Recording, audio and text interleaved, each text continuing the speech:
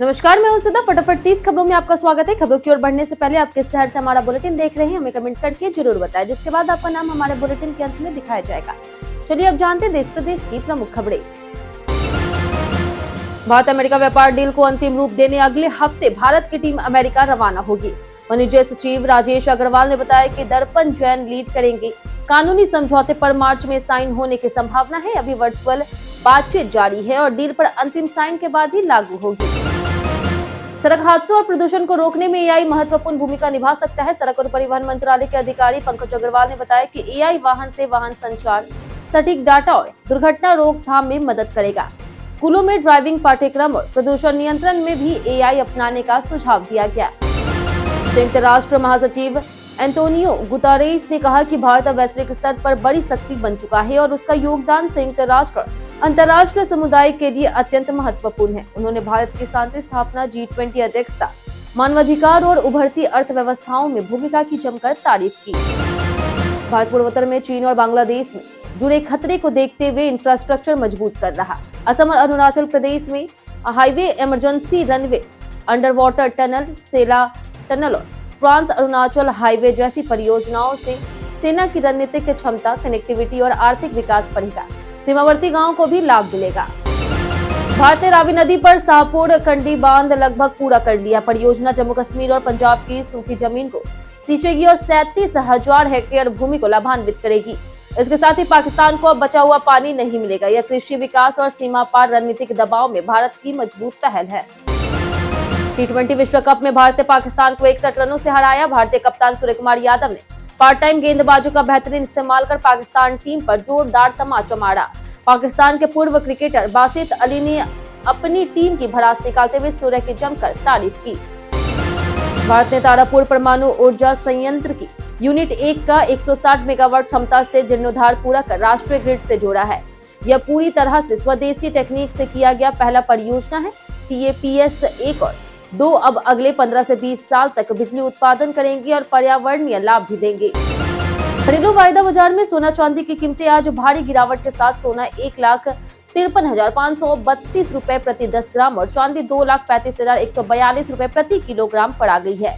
Dollar की मजबूती, कमजोर स्पॉट डिमांड, मुनाफा वसूली और अमेरिका ईरान वार्ता के आशावाद को गिरावट की मुख्य वजह बताया जा रहा। अब आपका ड्राइविंग लाइसेंस स्मार्टफोन में डिजिटल रूप से सुरक्षित रखा जा सकता है। भारत सरकार के डिजी लॉकर और एम परिवहन ऐप के जरिए ड्राइविंग लाइसेंस की वैध सपोर्ट कॉपी डाउनलोड कर दिखाना संभव है। QR वेरिफिकेशन के साथ ये डिजिटल डीएल ट्रैफिक पुलिस के लिए पूरी तरह कानूनी है। इंडिया एआई इम्पैक्ट समिट 2026 में भारत ने अपनी पहली commercial scale semiconductor chip production की शुरुआत की घोषणा की है। माइक्रोन टेक्नोलॉजी के प्लांट से हाई बैंडविड्थ मेमोरी सहित एडवांस चिप बनेंगे। सरकार एआई फोकस्ड चिप्स और सस्ती GPU पहुंच देकर के तकनीकी आत्मनिर्भरता और सॉवरेन एआई को बढ़ावा दे रही। The Kerala story 2 going beyond का ट्रेलर जारी हो गया। फिल्म में 3 हिंदू लड़कियों के कथित धर्म परिवर्तन और शादी की डरावनी कहानियां राजस्थान, मध्य प्रदेश और केरल में दिखाई गई है।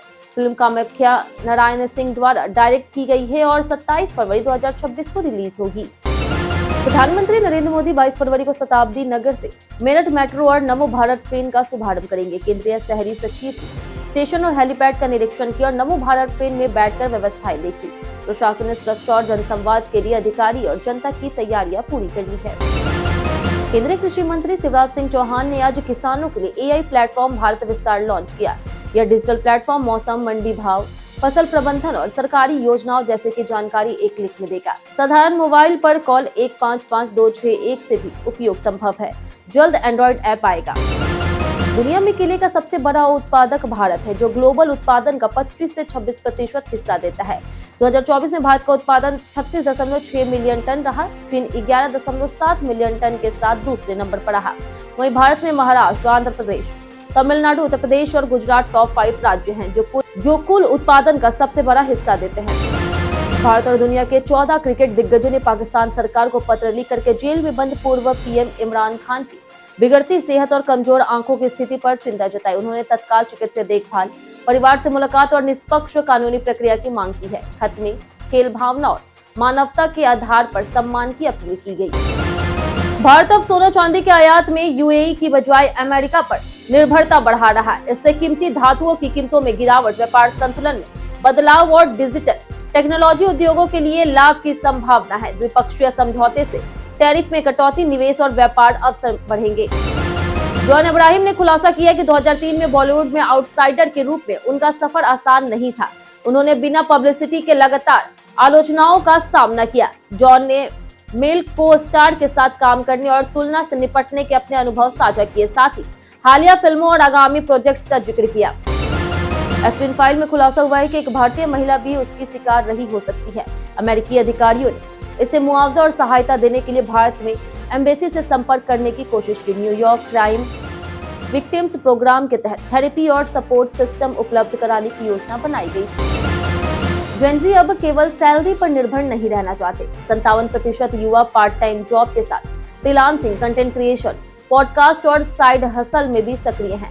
आर्थिक सुरक्षा के साथ अपने जुनून को जीने के लिए वे कई ऑप्शन तलाश रहे और आत्मनिर्भर बनना चाहते हैं। पंजाब के सीएम भगवंत मान को खालिस्तान नेशनल आर्मी ने पोलोनियम से मारने की धमकी दी। ईमेल में फोर्टिस अस्पताल और 16 स्कूलों को बम से उड़ाने की चेतावनी भी थी। पुलिस जांच कर रही है। पोलोनियम 210 अत्यंत जहरीला रेडियो एक्टिव पदार्थ है जिसका कोई एंटीडोट नहीं है। क्रिकेटर विराट कोहली और अनुष्का शर्मा मंगलवार सुबह प्रेमानंद महाराज के केली कुंज आश्रम पहुंचे। दोनों ने हाथ जोड़ करके सत्संग सुना और आशीर्वाद दिया। महाराज ने दीक्षा और पूर्ण शरणागति का महत्व बताया। दर्शन के बाद दिल्ली लौटे जहां गाड़ी ट्रैफिक जाम में फंस गई और प्रशंसकों ने भीड़ बनाई। सलीम खान की तबीयत बिगड़ने के बाद उन्होंने मुंबई के लीलावती अस्पताल के आईसीयू में भर्ती कराया गया। उनके बेटे सलमान खान समेत परिवार के सदस्य हॉस्पिटल पहुंचे। 90 वर्षीय सलीम खान हिंदी सिनेमा के प्रसिद्ध पटकथा लेखक है जिन्होंने सलीम जावेद के नाम से कई सुपरहिट फिल्में दी। नई दिल्ली में एआई समिट 2026 में प्रधानमंत्री नरेंद्र मोदी ने एआई के सामाजिक और व्यवहारिक महत्व पर जोर दिया। एक्सपो में इनोवेशन और भारतीय प्रतिभा की झलक दिखाई दी। दूसरे दिन कीनोट स्पीच, पैनल चर्चा और हेल्थ एजुकेशन, एनर्जी और जेंडर एम्पावरमेंट में एआई उपयोग पर विशेष पुस्तिकाएं लॉन्च होगी। सुप्रीम कोर्ट ने वकीलों द्वारा केस ड्राफ्टिंग में एआई इस्तेमाल पर चिंता जताई। कई उदाहरण काल्पनिक पाए गए। पूर्व जज दिनेश माहेश्वरी ने कहा कि एआई जज की जगह नहीं ले सकता। वक्ताओं ने सहमति जताई कि एआई न्यायिक तर्क के बजाय सहायता में सीमित है।